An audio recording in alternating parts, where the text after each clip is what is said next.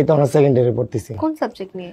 Science নিয়ে পড়তেছি। আরে বাবা, কোন সাবজেক্ট নিয়ে পড়ছো? সায়েন্সের স্পেসিফিক কোন সাবজেক্ট নিয়ে? স্পেসিফিক সাবজেক্ট হচ্ছে আপনার সায়েন্স নিয়ে পড়তেছি। মানে গ্রুপটাও সায়েন্স, সাবজেক্টটাও সায়েন্স। পরীক্ষা দিতে হয় কয়টা? 10টা। 10টা, তার মানে 10টা সাবজেক্ট। নামগুলো জানো 10টার? না, নাম জানি না। বলো। নাম জানবে কিভাবে? সেলুনে গিয়ে টিকটক বানাতে বানাতে কাস্টমারের বাল ধরে ঝুলে যায়। সাবজেক্ট তো ছোট বিষয়, ও হাত মারতে মারতে নিজের নামটাও ভুলে যায়।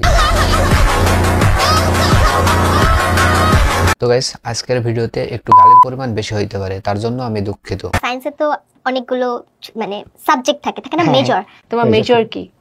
আর মেজর এটা হচ্ছে আমি ওর মেজর হচ্ছে মেজর ডালিম ট্রেন্ডিং হেয়ার কাটিং।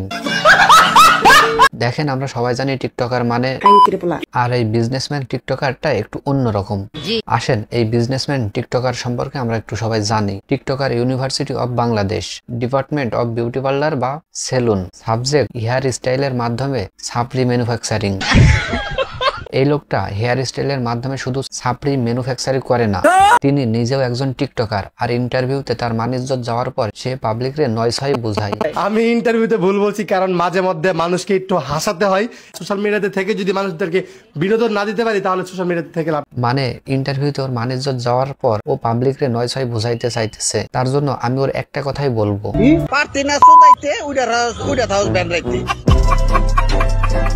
ভাই আপনি কোন ক্লাসে পড়াশোনা করেন? আমি অনার্স সেকেন্ড ইয়ারে পড়ি। কোন সাবজেক্ট নিয়ে পড়তেছেন? আমি পড়তেছি পদার্থবিজ্ঞান। পদার্থবিজ্ঞানে কয়টা পরীক্ষা হয়? পরীক্ষা হয় আছে আপনার 9টা। এটাও কি ফোন দেখে বলা লাগে?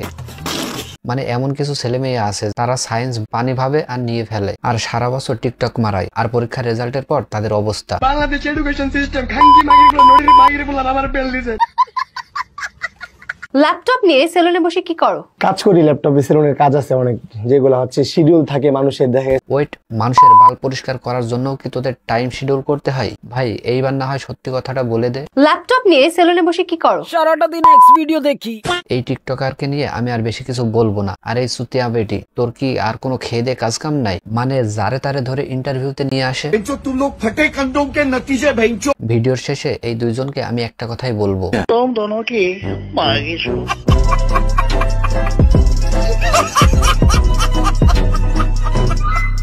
তো গাইস, ভিডিওটা এখানেই শেষ করছি। ভিডিওটা যদি ভালো লাগে অবশ্যই চ্যানেলটি সাবস্ক্রাইব করবেন, আর ফেসবুক পেজ থেকে দেখে থাকলে পেজটা ফলো করবেন। তো দেখা হচ্ছে নেক্সট কোনো ভিডিওতে। ততক্ষণ সবাই ভালো থাকবেন, সুস্থ থাকবেন, বন্ধু হতে বিরত থাকবেন। আল্লাহ হাফেজ।